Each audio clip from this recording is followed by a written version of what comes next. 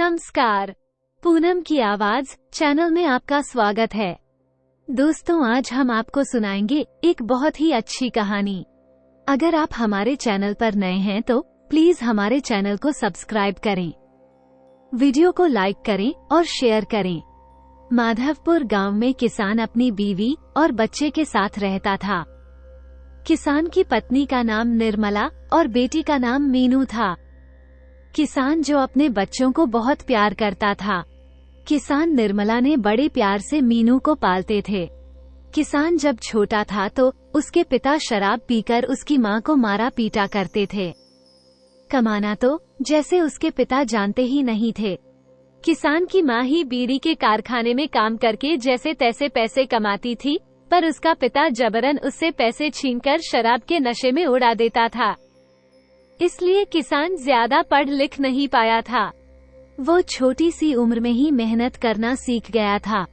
वो चाहता था हमारी वजह से बच्चों का भविष्य खराब न हो।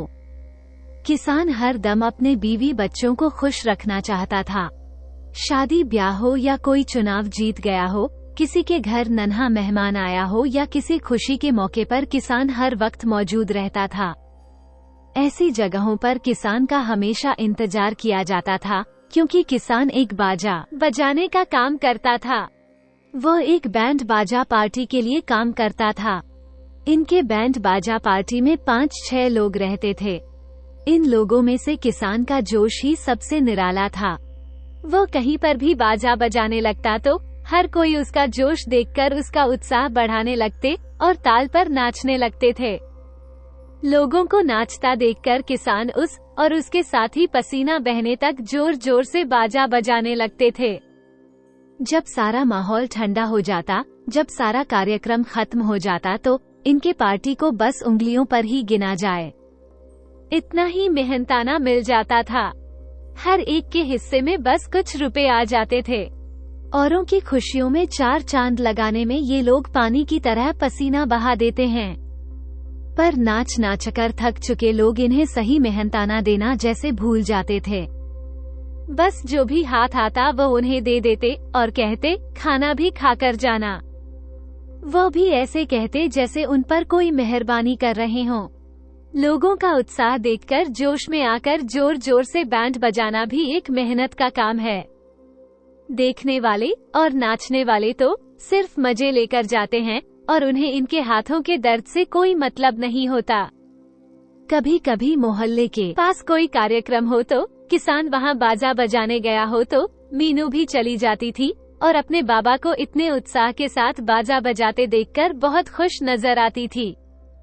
शाम को किसान जब घर आता तो चुपके से अपने हाथों पर तेल मलने लगता था। मीनू जब ये देखती तो उसे बहुत बुरा लगता था। वो अपने बाबा से कहती, बाबा क्या बहुत दर्द हो रहा है? हाथों में मैं आपके हाथों की मालिश कर दूं। किसान एक छोटी सी मुस्कान लिए उसके जो अपने पास बिठाकर अपने हाथ उसके सामने कर देता और कहता, तू जब इसे छुएगी तो दर्द अपने आप चला जाएगा। मीनू जो अपने बाबा के हाथों को अपने गालों से लगाती और कहती, बाबा आप ये काम छोड़ दिए ना, क्या कोई दूसरा काम नहीं मिल सकता जिससे आपको तकलीफ न हो? अरे जिस काम में तकलीफ न हो। तो किसान कहता, वो काम किस काम का? यदि इंसान बिना किसी तकलीफ के काम करेंगे मीनू, तो उस काम की ना तो कोई कद्र होगी न ही उससे पैसे कमाएंगे। किसान मीनू के सर पर हाथ फेरते हुए उसे समझा देता। अंदर चूल्हा फूंकती निर्मला गुस्से में आकर गरज पड़ती, अरे ऐसा वैसा काम न करेंगे तो खाएंगे क्या? और तुम्हारी पढ़ाई का जो फिजूल खर्चा होता वो कहाँ से लाएंगे? निर्मला थोड़ी कठोर दिल की थी। वो लड़का चाहती थी। वो किसान से हमेशा दूसरी औलाद के बारे में सोचने के लिए कहती थी, पर किसान अपने हालातों को बखूबी जानता था। वो नहीं चाहता था कि अपने गरीबी की वजह से उनकी औलादों को तकलीफ हो। निर्मला उससे झगड़ा करती रहती, कभी कभार टेढ़ी बात भी कह दिया करती थी और गुस्सा भी किया करती थी, पर किसान है कि वो उसे कुछ नहीं कहता, न नाराज रहता, कभी भी न उसे डांटता और न कभी उस पर हाथ उठाया।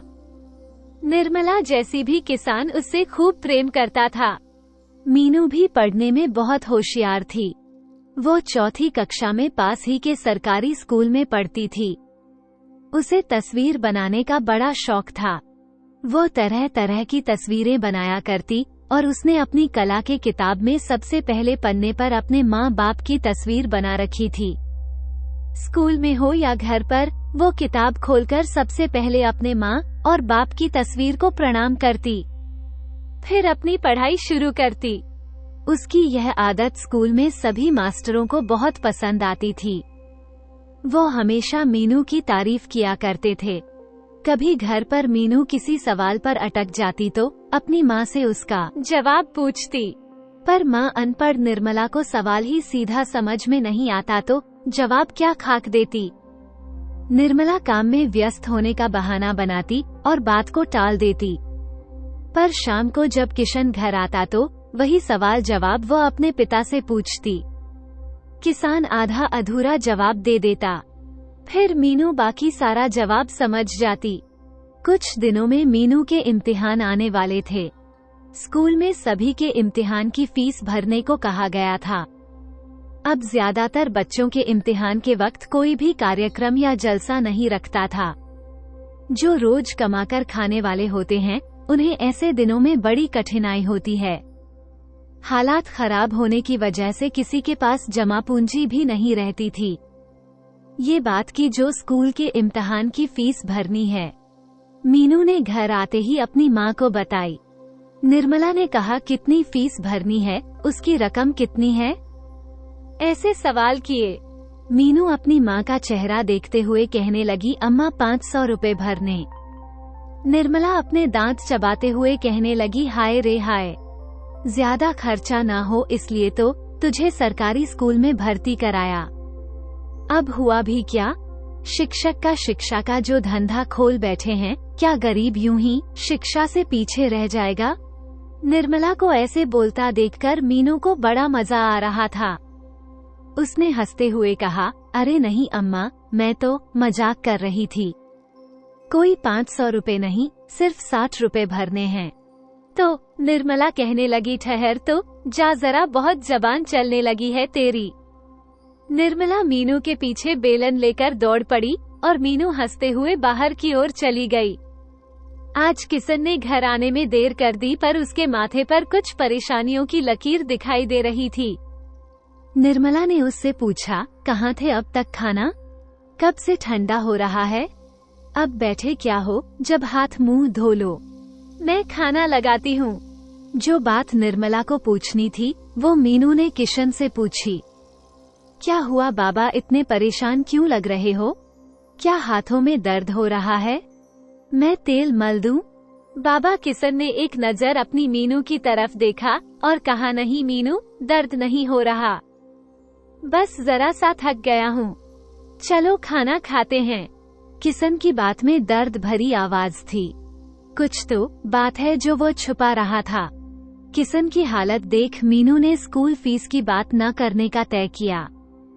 तीनों खाना खाकर सो गए। मीनू को नींद लग चुकी थी। किशन और निर्मला अभी जाग रहे थे। निर्मला ने किशन को मीनू के स्कूल के इम्तिहान की फीस की बात बताई और सुबह जाने से पहले मीनू को पैसे देने को कहा। राशन भी कम होता जा रहा है।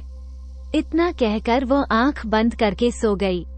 किशन अब भी अपने आंखें छत पर जमाए न जाने क्या सोचने लगा। आधी रात बीत जाने के बाद किशन को कब नींद आई उसे पता नहीं चला। अगली सुबह रोज की तरह कोई अपना काम करने लगा तो किशन घर से बस निकलने ही वाला था। हर तरफ लोग अपने कामों में लगे हुए थे। निर्मला ने उसे फीस की बात याद दिला दी। किशन ने मीनू से पूछा, कब भरनी है फीस? मीनू बेटा, तो मीनू कहने लगी, अभी 4 दिनों में भरनी है। बाबा, किशन ने मुस्कुराते हुए बोला, तो फिर 2 ही दिनों में दे देंगे। मीनू ने भी मीठी सी मुस्कान के साथ सिर हिलाया। किशन घर से निकल गया। मीनू भी स्कूल के लिए चली गई। निर्मला अपने घर के कामों में व्यस्त हो गई। दूसरे दिन गांव में एक बड़े आदमी के घर उसके लड़के की सगाई होने वाली थी। ये बात किशन और उसके साथियों को पता चली। वे खुश होकर तुरंत उस आदमी के घर पहुँचे, उस आदमी से मुलाकात की और उन्हें इस खुशी के मौके पर बैंड बाजा बजाने का न्योता देने को कहा। उस आदमी ने खुशी खुशी होने या जोर शोर से बाजा बजाने का न्योता दे दिया और उन कुछ पैसे भी दिए और कहा कि सगाई के बाद और पैसे मिलेंगे। सभी बेहद खुश हुए। वे उस आदमी का शुक्रिया अदा करके तैयारी में जुट गए। सगाई कल थी, इसलिए किसान और उसके साथी उस भले आदमी को खुश करने के लिए जोरदार तैयारी करने लग गए। किसान के हिस्से कुछ पैसे आ गए थे जो उस आदमी ने न्योता देने के साथ दिए थे। शाम को घर आते वक्त किसान ने थोड़ा बहुत राशन लिया और उसने मीनू के स्कूल की फीस के 60 रुपए पहले ही अलग करके निकाल रखे थे। घर पर मीनू पढ़ाई में लगी हुई थी। किसान चुपके से पीछे जाकर उसकी आंखों पर हाथ रख दिया। मीनू ने बिना देर किए पहचान लिया और बाबा आपो क्या? मीनू किसान कहने लगा आज भी पहचान लिया। बाबा मीनू कहने लगी आप ही तो हो जो ऐसे पीछे से आंखें बंद करते हो। अम्मा तो ऐसे करने से रही। दोनों ये कहकर हंसने लगे।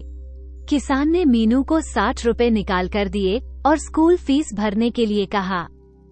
निर्मला अंदर से राशन के बारे में पूछने लगी। किसान ने तुरंत उसके हाथ में राशन की थैली थमा दी। तीनों रात का खाना खाकर अपने सपनों की दुनिया में खो गए। आज शाम किशन और उसके साथियों को जिसके यहाँ सगाई थी वहाँ जाना था। सबने खूब तैयारी कर रखी थी। सभी उनके ठिकाने पर जमा होकर उस सगाई वाले जगह पर जाने के लिए निकल पड़े। पर रास्ते में ही उन्हें कुछ गाने बजाने की आवाज सुनाई देने लगी। सब एक दूसरे की शक्ल देख रहे थे। उनमें से एक ने कहा, अरे ये गाने बजाने की आवाज तो वहीं से आ रही है। दूसरे ने कहा, कहीं उस सेठ ने किसी और को तो बजाने का न्योता नहीं दे दिया? किसान ने अपनी परेशानी पर आश्चर्य की लकीरें लाते हुए कहा, चलो वहीं चलकर देखते हैं माजरा क्या है। सभी उस तरफ निकल गए। वहां जाते ही सबके चेहरे का रंग फीका पड़ गया। सामने साउंड के बड़े से स्पीकर लगे हुए थे। कोई ऑर्केस्ट्रा चला रहा था। जिसकी सगाई थी तो उसने शहर के इस ऑर्केस्ट्रा वाले को बुलाया था। गाने की आवाज काफी तेज थी, जिसकी धुन पर सभी नाचने में मस्त थे। यह नजारा देखकर किशन और उसके साथी तुरंत सेठ जी को खोजकर उसके पास चले गए। सेठ जी घर के आंगन में कुर्सी लगाए मुस्कुरा रहे थे। सामने से उन्हें आते देखकर उनकी मुस्कुराहट चली गई। आंखें नीचे झुक गई। किसी ने सेठ जी से बड़ी नम्रता से पूछा, सेठ जी ये सब क्या है? आपने हमें न्योता दिया था ना? फिर ये सब अब हम क्या करें? सेठ जी भी ऑर्केस्ट्रा की बात को लेकर नाराज थे। वह नहीं चाहते थे कि ऑर्केस्ट्रा हो, पर उनके लाडले की जिद की वजह से उन्हें खामोश रहना पड़ा। उन्हें इस बात का बड़ा अफसोस था। उन्होंने बाजे वालों को बुलाया, पर उनके बेटे ने शायद उनके पेट पर लात मार दी। सेठ ने उन्हें समझा बुझाकर शांत किया और अपनी जेब से उनके बचे हुए पैसे निकाल कर देने लगे। किशन ने पैसे लेने से इनकार कर दिया। जब उन्होंने कुछ काम ही नहीं किया तो फिर किस बात के पैसे ले, ऐसा उसने कहा। पर सेठ जी ने जबरदस्ती करने पर उनके बाकी साथियों के कहने पर उन्होंने पैसे ले लिए। सेठ जी खुश हुए और उनसे एक सवाल किया, ज्यादातर यह शादी वादी कार्यक्रम तो शाम के वक्त ही होते रहते हैं, फिर दिन में आप क्या करते हो? उनके जवाब में किसी ने कहा कि वे किसी बीड़ी के कारखाने में काम करता है तो एक लोहार का काम करता है। किसी ने कुछ कहा कि खामोश खड़ा रहा। सेठ जी ने उससे भी वही सवाल दोहराया। किसने कहा कि उसे जहाँ भी कोई काम मिलता वो कर लेता है। किसान एक अनाज के गोदाम में बोरियां उठाने का काम करता था, इसलिए उसके हाथ दर्द करने लगते थे। सेठ जी ने सभी को खाना खाकर जाने का आग्रह किया, पर खाने की बात को किसान ने मना करने लगा। उसने सोचा कि वह यहाँ बैंड बाजा बजाने के जरिए से आए थे, वो तो कर न सके। अब ऐसे में खाना खाने बैठ जाएंगे तो लोग क्या सोचेंगे। इसलिए सभी ने खाना खाने से इनकार कर दिया और वहाँ से जाने लगे। सेठ जी ने किशन को आवाज लगाई और अपनी तरफ बुलाया और कहा कि मेरे घर के पिछले हिस्से में छोटा सा बगीचा है। वहाँ अक्सर घास काटने के लिए माली की जरूरत होती है। क्या तुम काम करोगे? रोजाना कुछ न कुछ काम होता ही है। पैसे की चिंता मत करो, मैं रोजाना का मेहनताना दिया करूँगा। किशन को और क्या चाहिए था? उसने तुरंत हामी भर दी और सेठ जी का शुक्रिया अदा करने लगा। सेठ जी ने उसके कंधे पर थपथपाया और कहा कि उसके कुछ भी मेहनत करने की लगन से वो बहुत खुश हुआ है। बस ऐसे ही मेहनत करते रहो, ऊपर वाला उसका फल हमेशा देगा और अच्छा फल देगा। दोनों की बातें खत्म होने के बाद किशन वहाँ से चला गया। सेठ जी भी बेटे की सगाई के कामों में लग गए। रात को किशन जब घर आया तो बहुत खुश नजर आया। निर्मला ने किशन का चेहरा देखते ही कहा, क्या बात है, आज जल्दी आ गए और खुश भी लग रहे हो। गाना बजाना जल्दी खत्म हो गया क्या? किशन बड़ी नरमी से कहने लगा, आज तो कमाल हो गया। करने को कुछ गए थे, हो कुछ गया। निर्मला ने भी बड़ी उत्सुकता से पूछा, क्या हुआ? कुछ गड़बड़ हुई क्या? खैर, वो जाने दो, अब आगे से सब ठीक होगा, किशन ने कहा। इतना कहकर वो मुंह हाथ धोने चला गया। निर्मला भी खाना निकालने लगी। मीनू अपने पड़ोस की सहेली के घर से आ गई थी। किशन सुबह 8 बजे ही घर से निकल गया। उधर सेठ जी के घर, जिनका नाम द्वारका दास था, वहाँ जाकर सेठ जी से मिला। उन्होंने किशन से कहा, इतनी जल्दी आ गए। इस बात की तारीफ की और उसे अपना पूरा बगीचा दिखाया। फिर उसे काम समझाकर चले गए। बगीचा तो देखने में बड़ा था और काम भी जायदा था। इस काम पर लग गया। उसने बड़ी मेहनत से पूरे दिन में लगभग आधे से ज्यादा घास काटकर साफ कर दिया। उसकी जगह अगर कोई और होता तो पूरे दिन सिर्फ आधा बगीचा ही साफ किया होता। शाम के वक्त किशन काम खत्म करके सेठ जी के पास गया और बताया कि सेठ जी, आज का काम खत्म हुआ। सेठ जी बड़े खुश हुए। उसने एक ही दिन में घास काटकर साफ कर दिया। उन्होंने अपनी जेब में हाथ डालकर 50 रुपए उसे देने लगे, पर किशन पैसे लेने में हिचकिचा रहा था। ये देख सेठ जी को लगा शायद 50 रुपए कम लग रहे हैं, इसलिए सेठ जी ने उसे कहा, ये लो, ये तो इनाम है। उन्होंने दीवार में से रुपए निकाले और किशन को दे दिए। अब किशन ने हाथ में कुल 120 रुपए थे, जो उसके लिए काफी थे। इतना मेहनताना उसे कभी नहीं मिला। उसने सेठ जी का शुक्रिया अदा किया और कल और क्या काम करना है उसके बारे में पूछा। सेठ जी ने मुस्कुराते हुए कहा, कल आने के बाद बताता हूँ। किशन अब खुशी खुशी घर की ओर निकल गया। उसने घर जाते हुए कुछ राशन और मीनू के लिए जलेबी और मुरमुरे खरीद लिए। मीनू को वे बहुत पसंद थे। कुछ पैसे अब भी बचे थे जो घर जाकर किशन ने निर्मला के हाथों में थमा दिए और सारा सामान भी निर्मला खुश हो गई। मीनू भी अपनी पसंद की जलेबी और मुरमुरा देखकर खुश हो गई। आज बड़े दिनों के बाद किशन ने कुछ खाने को लेकर आया था। वे दोनों को खुश देखकर बड़े शगुन की सांस ले रहा था। 3-4 माह ऐसे ही खुशी से गुजर गए। एक दिन मीनू स्कूल में खाने की छुट्टी में खाना खाकर खेल रही थी। अचानक वह जोर से हौंफने लगी। उसे चक्कर आने लगा और गिर गई। साथ खेल रहे बच्चों ने स्कूल के शिक्षकों को तुरंत उसकी खबर दी। अध्यापकों ने मीनू को तुरंत नजदीक और अस्पताल में भर्ती कराया। किशन और निर्मला को इसकी तुरंत जानकारी दी गई। निर्मला घर और किशन सेठ जी के यहाँ काम से दोनों अपना सारा काम छोड़कर दौड़े दौड़े अस्पताल आ गए। निर्मला पहले पहुँच चुकी थी। मीनू को डॉक्टर साहब अंदर के कमरे में देख रहे थे।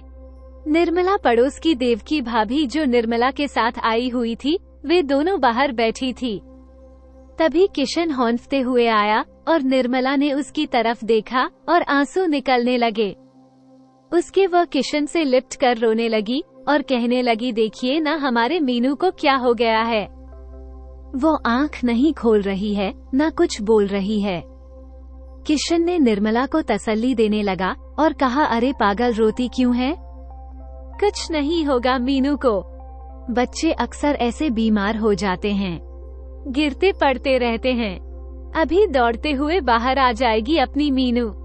किशन का दिल भी अंदर से रो रहा था, पर निर्मला के सामने उसने अपने आंसुओं को दबाए रखा और डॉक्टर साहब बाहर आ गए। उन्हें देखकर किशन और निर्मला उनके पास जाकर मीनू का हाल पूछने लगे। डॉक्टर साहब ने उन्हें अपने कमरे में बुलाया और कहा, देखिए मिस्टर किशन, बात यह है। फिर डॉक्टर साहब रुक गए। किशन और निर्मला घबराते हुए कहने लगे, डॉक्टर साहब, आखिर बात क्या है? डॉक्टर साहब ने उन्हें धीरज से काम लेने को कहा और आगे कहने लगे, दरअसल बात यह है कि मीनू के दिल में एक छोटा सा छेद है, उसका तुरंत ऑपरेशन करना पड़ेगा, वरना तो। किशन कहने लगा, वरना क्या डॉक्टर साहब? तो डॉक्टर साहब कहने लगे कि सबने नजरें झुका ली। डॉक्टर साहब के पूछने लगे, कहने लगे, मीनू की जान को खतरा भी हो सकता। डॉक्टर साहब ने कहा। कुछ पल के लिए सन्नाटा छा गया। किशन और निर्मला बस एक दूसरे को देख रहे थे। उनकी हालत देखकर डॉक्टर साहब ने उन्हें समझाया, ये ऑपरेशन के बाद मीनू बिल्कुल ठीक हो जाएगी। निर्मला तुरंत ऑपरेशन करके मीनू को ठीक करने की विनती करने लगी। किसान अपने आंसुओं को पलकों में दबाए डॉक्टर साहब से ऑपरेशन का खर्चा कितना होगा पूछने लगे।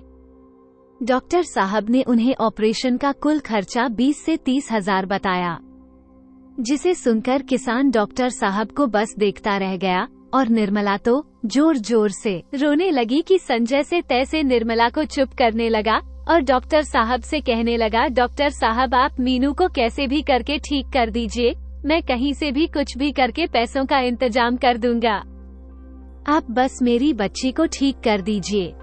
किसान निर्मला जहां मीनू को रखा था वहां उसे देखने गए। मीनू चारपाई पर ऐसे सोई हुई थी कि मानो जैसे कुछ हुआ ही नहीं। किशन और निर्मला मीनू के करीब जाकर बैठ गए। किसान मीनू के सिर पर हाथ फेर रहा था। निर्मला मीनू का हाथ पकड़कर रो रही थी। कुछ देर में मीनू अपने हाथ हिलाने लगी। धीरे धीरे उसने आंखें खोल रही थी।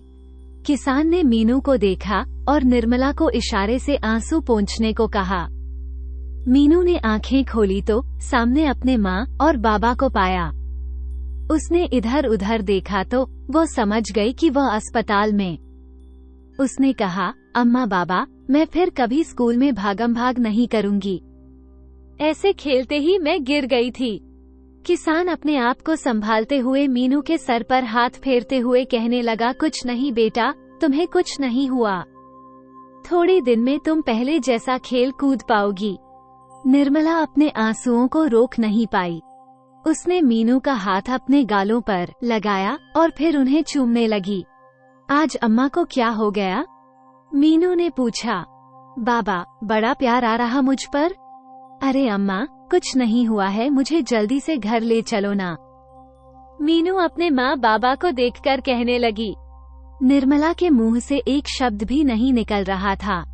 किसान ने मीनू से कहा, हाँ मीनू, हम जल्दी ही घर चलेंगे। मीनू को समझाकर किशन कहने लगा, मैं अभी आता हूँ। वो अस्पताल के बाहर एक पेड़ के नीचे किशन अपने कुछ दोस्तों के साथ बैठा था। मैं बड़ी गहरी सोच में डूबा हुआ था। उसके दोस्तों ने उसे कई तरह के राय विचार दिए, पर किशन को कुछ समझ नहीं आ रहा था। अचानक से किशन खड़ा हुआ। उसने अपने एक दो दोस्तों को वहीं अस्पताल में रुकने को कहा और वह एक दोस्त को लेकर कहीं चला गया। देर रात किशन अस्पताल लौट आया। वो मीनू के वार्ड के बाहर एक कुर्सी पर अपना सर नीचे झुका बैठा था। उसका दोस्त उसके साथ नहीं था। निर्मला मीनू के पास सोई हुई थी। किशन ने अपना चेहरा नीचे छुपाया ही। वह जहाँ गया था वहाँ क्या हुआ, वो सब उसे याद आने लगा। किशन और उसका दोस्त किशन जो अभी जहाँ काम कर रहा था, उस सेठ जी के घर गया था। जैसे वे दोनों उसके गेट के पास पहुंचे, उन्हें वहां काफी भीड़ दिखाई दी। पता नहीं चल रहा था कि क्या हो रहा है। दोपहर को किशन जब काम से अस्पताल की ओर आ रहा था तब ना तो कोई भीड़ थी और ना ही कुछ हुआ था। किशन को समझ में कुछ नहीं आ रहा था। वो धीरे धीरे अपने कदमों को आगे बढ़ा रहा था। आगे की कुछ लोग सफेद लिबास पहने हाथ जो बंद खड़े बंद मतलब जोड़कर खड़े थे किशन और आगे गया। आगे का नजारा देखकर उसकी आंखों के सामने अंधेरा छा गया। आंगन के बीचों बीच सफेद कपड़े में एक शव रखा हुआ था। वह सब किशन के सेठ जी की थी। किशन उनकी इस तरह रखे सबको देखकर बहुत दुखी हो गया। यह वही सेठ जी थे जिस पर किशन को उम्मीद थी कि वे अब सेठ जी से मीनू के इलाज के लिए पैसे ले सकता है। किशन एक जगह बैठा सोच रहा था कि अभी 2 फेर में तो सेठ जी भले अच्छे थे। मुझे कहा था कि अस्पताल जाकर मीनू की खैरियत देखो और मुझे बताओ, किसी भी चीज की जरूरत हो तो मुझसे कहना। पर यहाँ आकर ये सब देखकर किशन का दिमाग ने काम करना बंद कर दिया। वो थोड़ी देर बाद उठा और सेठ जी के बेटे के पास गया। उनका बेटा घर के दरवाजे पर खड़ा था। उसकी आंखों में आंसू थे। किशन उनके पास जाकर पूछने लगा, ये सब कैसे हुआ? उसने बताया कि उसके पापा को अचानक दिल का दौरा पड़ा और वो चल बसे। ऐसे अचानक जाने से सभी को दुख हुआ है, पर किशन किस दुख में, किस दुविधा में था, ये तो वही जानता था कि सेठ जी का क्रियाकलाप करके अस्पताल आया था। जब आंख खुली तो किशन के चेहरे पर सूरज की किरणें पड़ रही थी। वो इधर उधर देखता और कुर्सी से उठकर खड़ा हो गया। उसने अंदर जाकर मीनू को एक नजर देखा। मीनू सो रही थी। उसके खटिया के नीचे पास में निर्मला बैठे बैठे सो रही थी। जैसे ही बाहर आया, उसके कुछ दोस्तों ने उसके लिए चाय और नाश्ता लाए थे। किशन ने उनसे ये सब लाने के लिए क्या जरूरत थी, कहा। उसके दोस्तों ने उसे समझाया कि यह तो उनका फर्ज था। किशन, निर्मला और मीनू को चाय नाश्ता देकर दोस्तों के साथ बाहर आ गया। उसके दोस्तों ने एक छोटी सी पोटली निकाली और किशन के हाथों में थमा दी। उसमें कुछ रुपए थे। किशन ने उन्हें पहले तो लेने से मना कर दिया, पर दोस्तों ने जब जबरदस्ती करने पर की तो उन्होंने ले लिया और उनका एहसान मानने लगा। उस पोटली में कुल 6,000 रुपए थे। किशन तुरंत उसे डॉक्टर के साहब के पास ले जाकर जमा करवाया और बाकी पैसे जल्दी लाने का वादा किया। किशन एक बार फिर सेठ जी के बेटे से मिलना चाहता था। उसने फिर अपने एक दोस्त को साथ लेकर सेठ जी के घर चला गया। सेठ जी का बेटा अजय, जो घर में अपने मेहमानों के संग बातचीत करने में लगा हुआ था। किशन ने अजय के पास खड़े एक आदमी को इशारा किया कि वह अजय को यहाँ बुलाएं। अजय ने तुरंत पीछे मुड़कर देखा। वह उसके पास चला गया। उसने किशन से कहा कि तुम हमारे बगीचा में काम करते हो ना? पिताजी ने तुम्हारा जिक्र किया था और कहा था तुम्हारी मदद करें। कैसी है तुम्हारी बेटी? अब किशन अपनी नजरें झुकाए और हाथ जोड़े। कहने लगा कि डॉक्टर साहब ने कहा उसके दिल में छेद है, तुरंत ऑपरेशन करना पड़ेगा वरना। किशन बस इतना ही बोल पाया। अजय ने उसे तसल्ली दी और कहा सब ठीक हो जाएगा। उसने अपनी जेब से कुछ पैसे निकाले और किशन के हाथों में थमा दिए और कहा कि यह कुछ पैसे रख लो। पिताजी की तरफ से मैं 2-3 दिन में शहर जा रहा हूँ। अपनी बेटी का ख्याल रखना। इतना कहकर वह अपने मेहमानों की ओर चला गया। किशन भी वापस अपने कदम अस्पताल की ओर बढ़ा दिए। जाते हुए उसने पैसे गिने तो वे पूरे 10,000 थे। किशन को अजय पर काफी नाज हुआ। वो उसे दुआएं देने लगा। किशन के दोस्त ने कहा कि इस दुनिया में अभी भी अच्छे लोग बाकी हैं। किशन ने 4-5 दिन में करीब 20,000 रुपए जमा किए थे और वे डॉक्टर से ऑपरेशन करने की गुजारिश करने लगा। डॉक्टर अभी ऑपरेशन करने के लिए तैयार नहीं थे। वो किशन को समझाने लगा, ऑपरेशन में कुल खर्चा 25 से 30,000 आना है। कुछ डॉक्टरों को बाहर से बुलाना पड़ेगा और इसकी दवाइयाँ भी ज्यादा लगनी हैं, तो पूरे पैसे जमा किए बिना ऑपरेशन नहीं हो सकता। डॉक्टर ने उन्हें सलाह दी कि वो मीनू को अभी घर ले जाएं। कुछ दवाइयाँ लिख कर देंगे। उसे मीनू को बराबर देने को कहा। 2-4 दिनों में जब पैसे जमा हो जाएं, तब मीनू का ऑपरेशन करेंगे। पर मीनू को जब उन्हें खास ध्यान रखने को कहा।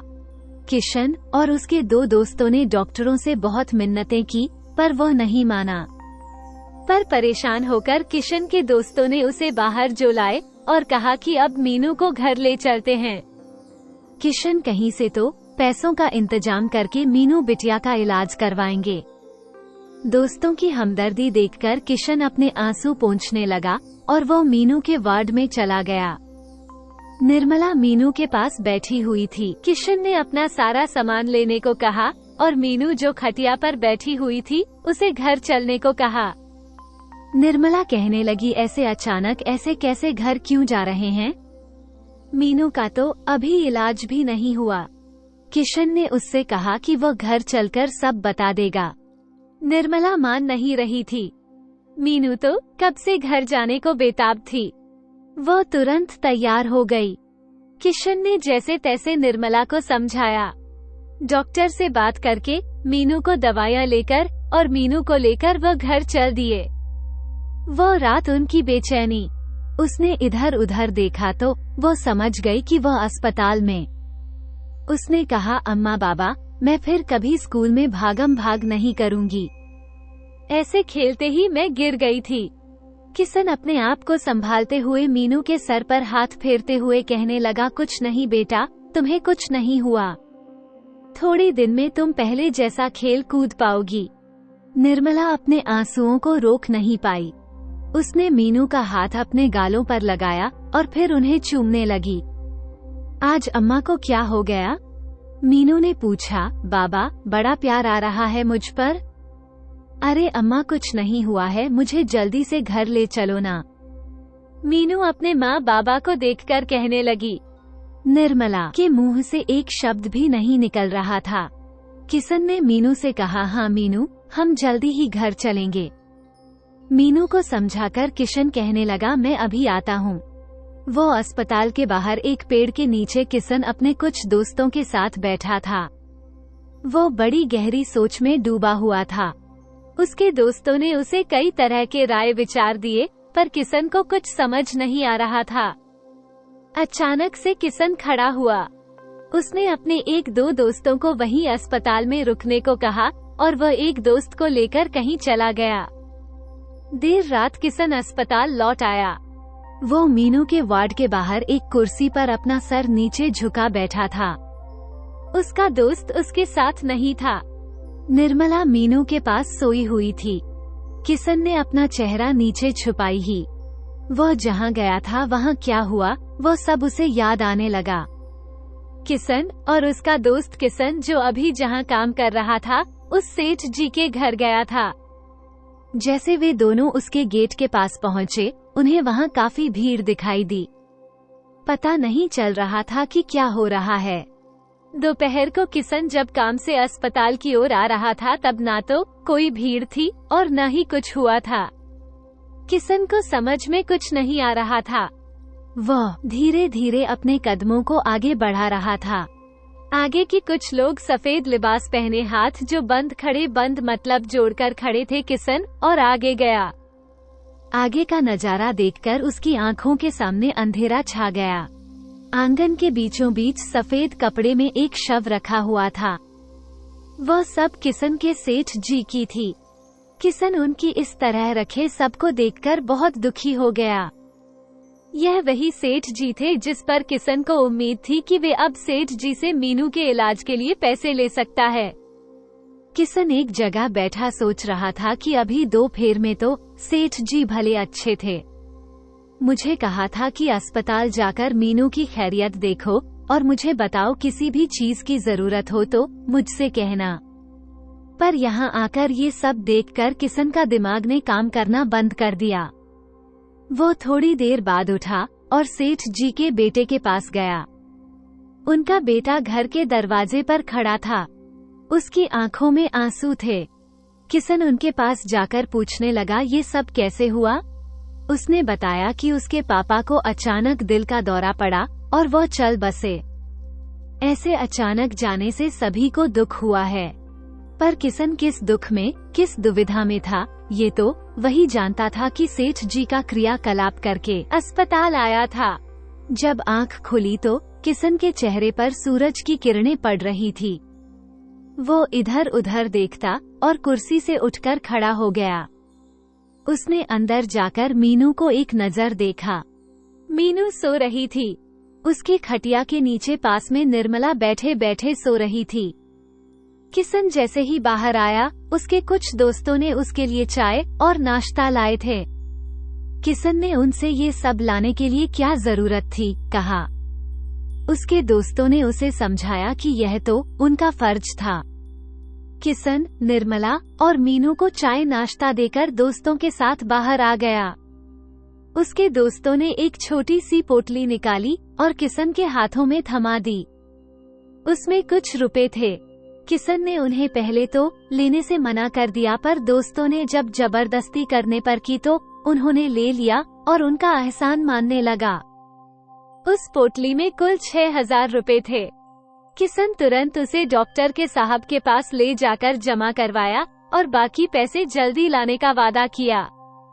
किशन एक बार फिर सेठ जी के बेटे से मिलना चाहता था। उसने फिर अपने एक दोस्त को साथ लेकर सेठ जी के घर चला गया। सेठ जी का बेटा अजय, जो घर में अपने मेहमानों के संग बातचीत करने में लगा हुआ था। किशन ने अजय के पास खड़े एक आदमी को इशारा किया कि वह अजय को यहाँ बुलाएं। अजय ने तुरंत पीछे मुड़कर देखा। वह उसके पास चला गया। उसने किशन से कहा कि तुम हमारे बगीचा में काम करते हो ना? पिताजी ने तुम्हारा जिक्र किया था और कहा था तुम्हारी मदद करें। कैसी है तुम्हारी बेटी? अब किशन अपनी नजरें झुकाए और हाथ जोड़े। कहने लगा कि डॉक्टर साहब ने कहा उसके दिल में छेद है, तुरंत ऑपरेशन करना पड़ेगा, वरना किशन बस इतना ही बोल पाया। अजय ने उसे तसल्ली दी और कहा सब ठीक हो जाएगा। उसने अपनी जेब से कुछ पैसे निकाले और किशन के हाथों में थमा दिया और कहा कि ये कुछ पैसे रख लो। पिताजी की तरफ से मैं 2-3 दिन में शहर जा रहा हूँ, अपनी बेटी का ख्याल रखना। इतना कहकर वह अपने मेहमानों की ओर चला गया। किशन भी वापस अपने कदम अस्पताल की ओर बढ़ा दिए। जाते हुए उसने पैसे गिने तो वे पूरे 10,000 थे। किशन को अजय पर काफी नाज हुआ। वह उसे दुआएं देने लगा। किशन के दोस्त ने कहा कि इस दुनिया में अभी भी अच्छे लोग बाकी हैं।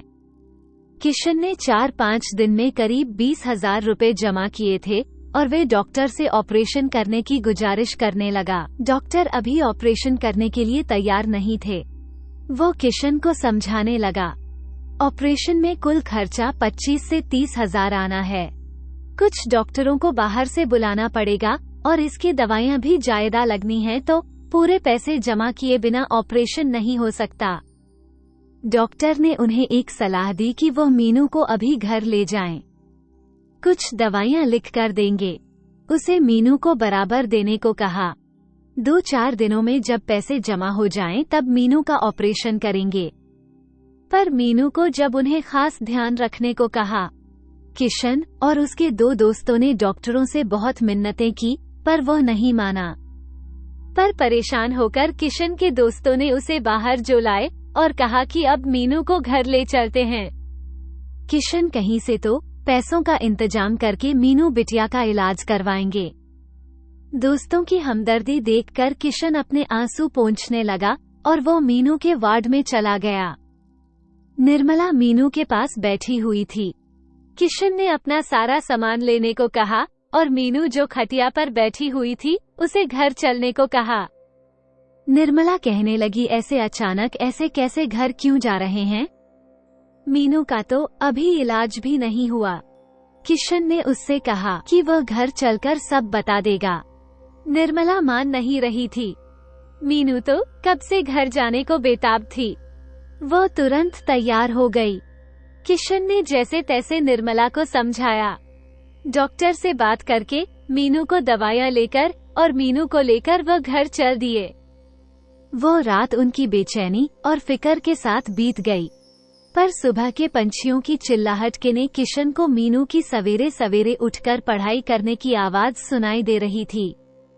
वो उठा तो अपनी आंखें मली और मीनू की तरफ एक नजर देखा।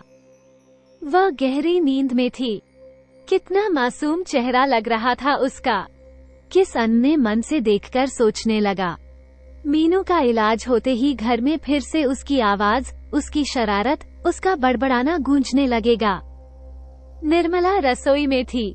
किशन उठा और दातुन करते ही सोचने लगा कि इलाज के बाकी के पैसे कैसे जमा करें। मुंह हाथ धोने के बाद निर्मला ने उसे चाय दी और वो भी पैसों के बारे में पूछने लगी। किशन के पास इस वक्त कोई जवाब नहीं था। उसने सिर्फ उसे तसल्ली दी कि कहीं न कहीं से तो इंतजाम कर लेगा। किशन पूरा दिन इधर से उधर मारा मारा फिरता रहा। हर जान पहचान वाले के दरवाजे पर दस्तक दी, पर सभी ने हाथ खड़े कर दिए।